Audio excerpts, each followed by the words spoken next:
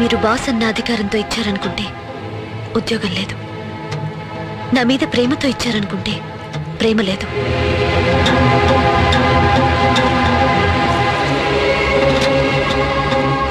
మా నాన్నని నన్ను కలిపినందుకు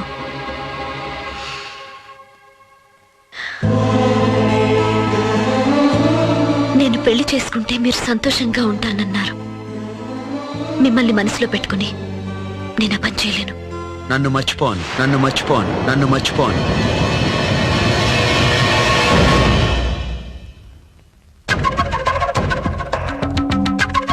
చనిపోయిన సంజునని మీరింకా మర్చిపోలేదు.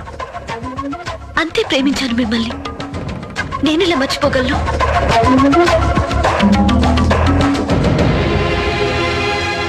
నా ప్రేమని మీరు ఒప్పుకోలేదనుకున్నాను, కానీ అర్థం చేసుకోలేదు.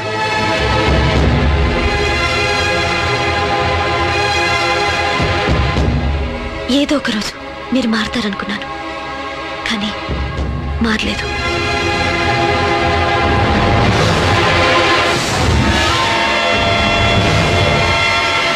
అను,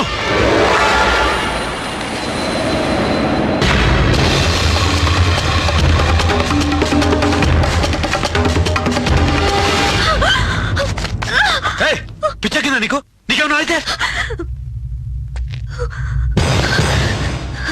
మీకెందుకు? మీకు నేనంటే ఇష్టం లేకపోతే నన్ను ఎందుకు కాపాడారు? నా జీవితం ఏమైపోతే మీకెందుకు? నేను ఎలా చేస్తే మీకెందుకు? చెప్పండి, చెప్పండి. నీ లైఫ్ నీ ఇష్టం, ఎక్కడన్నా చావు. ఇది నా కన్స్ట్రక్షన్ సైట్. ఇక్కడ నీకేమన్నా అయితే పోయేది నీ ప్రాణమే కాదు, నా పరువు కూడా.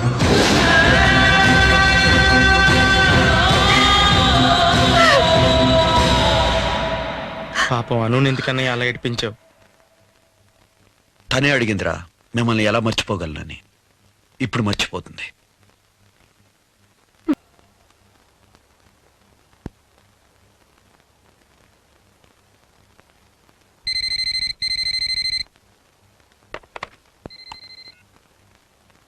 హలో,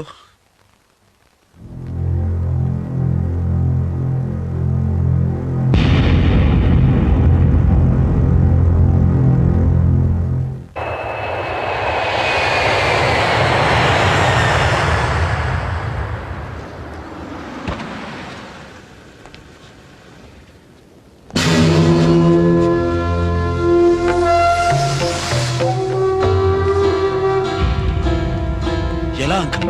తెలీదు. నేను ఊరెళ్ళేటప్పుడు కూడా మీరు జాగ్రత్తగా ఉండండి, మీ హెల్త్ జాగ్రత్త అని చెప్పిందే కానీ తన హెల్త్ గురించి ఒక్క మాట చెప్పలేదు. అంకుల్ వద్దు, వద్దు అంకుల్.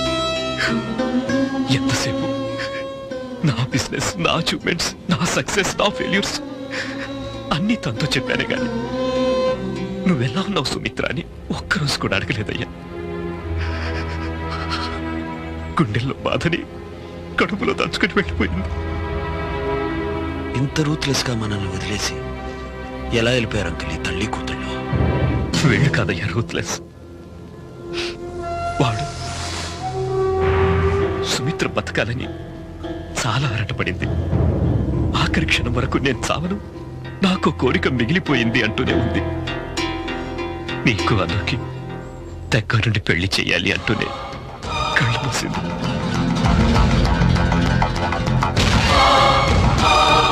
భర్తగా నా భార్య ఆఖరి కోరిక తీర్చగలనా? తన రుణం తీర్చుకోగలనా?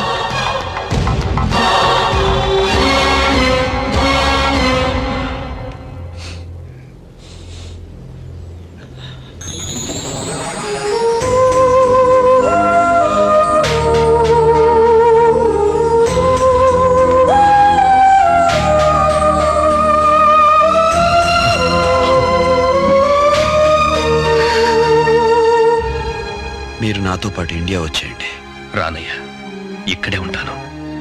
సుమిత్ర పంచిన జ్ఞాపకాలతో ఉంటాను. మరి సంజనాని నన్నెలా మర్చిపోమంటారు? పెళ్ళైన ఏడాదికే సంజన నిన్ను వదిలి వెళ్ళిపోయింది. అక్కడితో నీ జీవితం ఆగిపోకూడదు. అందుకే చెప్తున్నాను, అనుని పెళ్లి చేసుకో.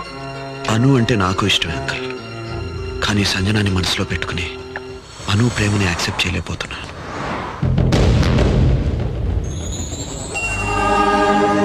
గతించిన ప్రేమకి స్వాగతించిన ప్రేమకి మధ్యన బాధపడుతున్నావు కృష్ణ.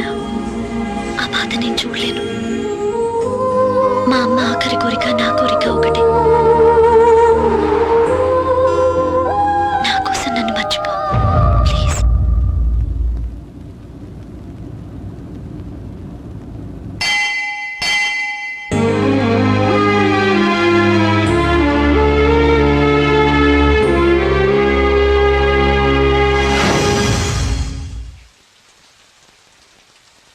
అను అంటే నాకు ఇష్టం, కానీ సంజనాని మనసులో పెట్టుకుని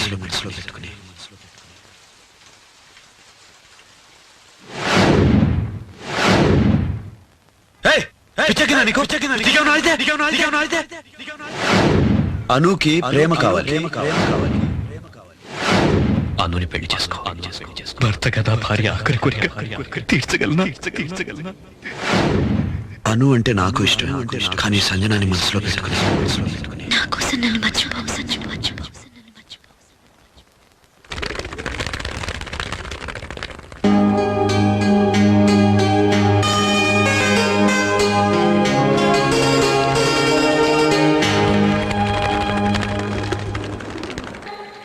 అన్నయ్య సునీల్, అర్జెంట్ గా అను ఇంటికి వెళ్ళాలి, పద.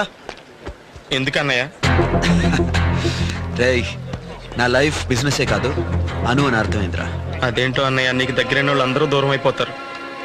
నీకే ఎందుకు ఇలా జరుగుతుంది? అనుకేమైంది? అక్కడ అనుకు పెళ్లి అయిపోతుంది అన్నయ్య. ఇప్పటికే నువ్వు ఆలస్యం చేసావు. వద్దన్నయ్య, నువ్వు ఇప్పుడు వెళ్ళినా ఉపయోగం ఉండదన్నయ్య.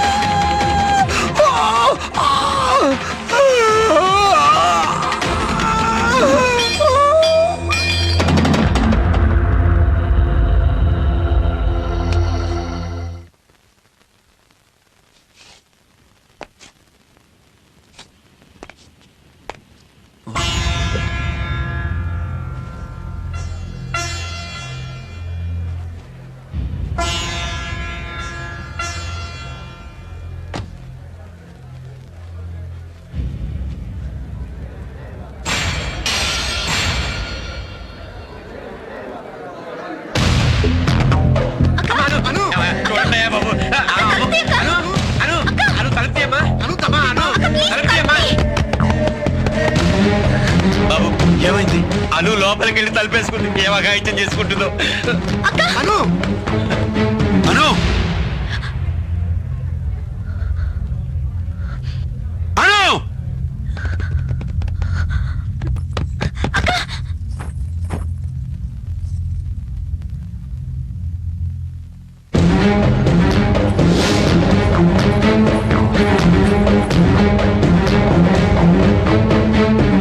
పెళ్లి పీటల మీద కూర్చొని నేను ఎలా బాధపడుతున్నానో చూసి సంతోషించడానికి వచ్చారా? మనసు చంపుకొని మనవాడుతున్నా నా కన్నీళ్లను చూసి కంగ్రాచులేషన్స్ చెప్పడానికి వచ్చారు.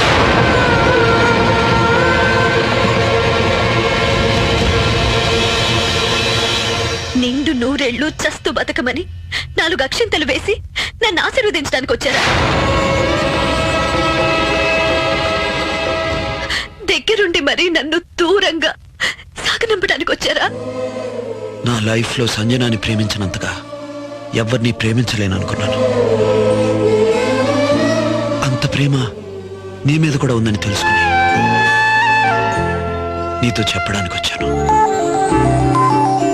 ప్రేమకు మనిషితో కాదు, మనసుతోనే సంబంధం అని అర్థం చేసుకున్నాను.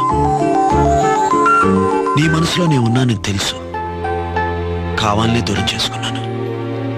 కానీ నా మనసులో నువ్వు ఉన్నావని తెలిసాక ఒక్క క్షణం కూడా ఆలస్యం చేయకుండా నీకోసం వచ్చాను.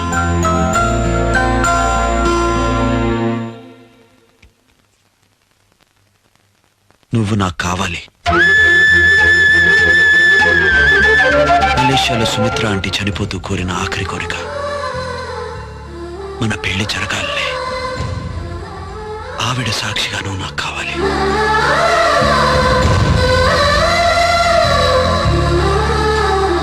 నేనెప్పుడు నవ్వుతూ ఉండాలని, నీ ప్రేమను యాక్సెప్ట్ చేయాలని నా మనసులో నాకు చెప్పిన సంజన సాక్షిగా నువ్వు నాకు కావాలి.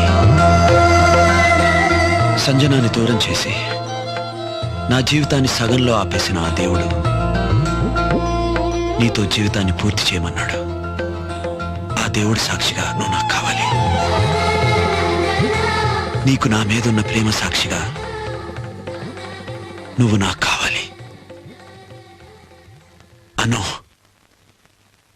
నన్ను పెళ్లి చేసుకుంటావా?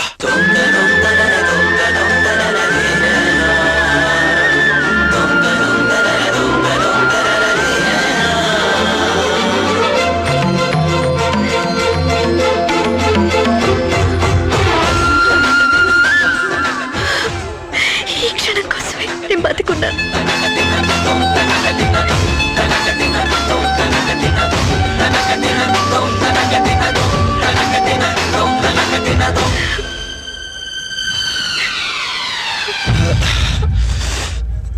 ఏమైంది?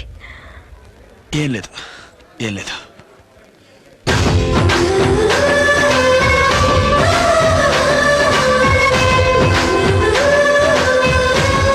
అన్నయ్య, ఇదే మండపంలో పెళ్లి చేసుకోండి. ఈ నవ్వుకి అర్థం ఏంటన్నయ్య? నాకు అర్థమైంది, నీకు అవ్వక్కర్లేదు.